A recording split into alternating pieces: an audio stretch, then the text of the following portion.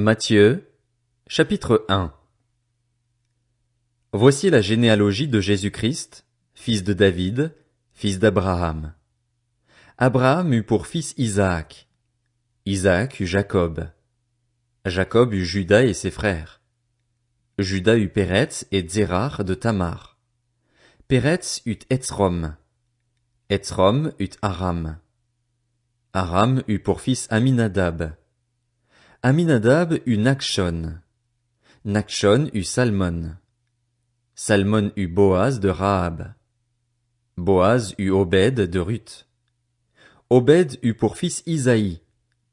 Isaïe eut David. Le roi David eut Salomon de la femme d'Uri. Salomon eut pour fils Roboam. Roboam eut Abijah. Abijah eut Asa.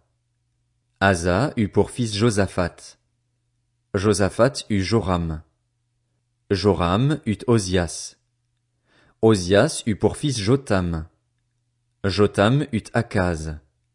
Akaz eut Ézéchias. Ézéchias eut pour fils Manassé. Manassé eut Amon. Amon eut Josias. Josias eut pour descendants Jéconias et ses frères, à l'époque de la déportation à Babylone. Après la déportation à Babylone, Jéconias eut pour fils Shealtiel. Shealtiel eut Zorobabel. Zorobabel eut pour fils Abiud. Abiud eut Eliakim. Eliakim eut Azor. Azor eut pour fils Sadoc. Sadoc eut Hakim.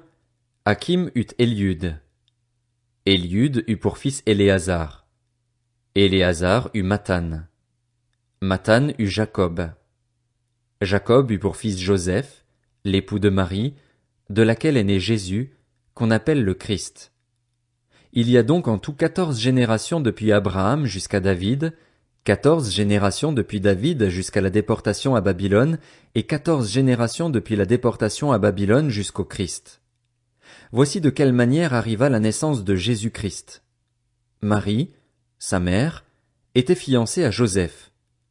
Or, avant qu'ils aient habité ensemble, elle se trouva enceinte par l'action du Saint-Esprit.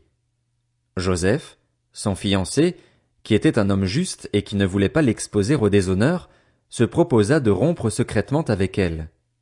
Comme il y pensait, un ange du Seigneur lui apparut dans un rêve et dit: « Joseph, descendant de David, n'aie pas peur de prendre Marie pour femme, car l'enfant qu'elle porte vient du Saint-Esprit.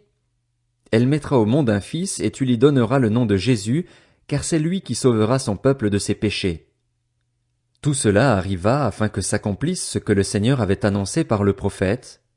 La Vierge sera enceinte. Elle mettra au monde un fils et on l'appellera Emmanuel, ce qui signifie Dieu avec nous.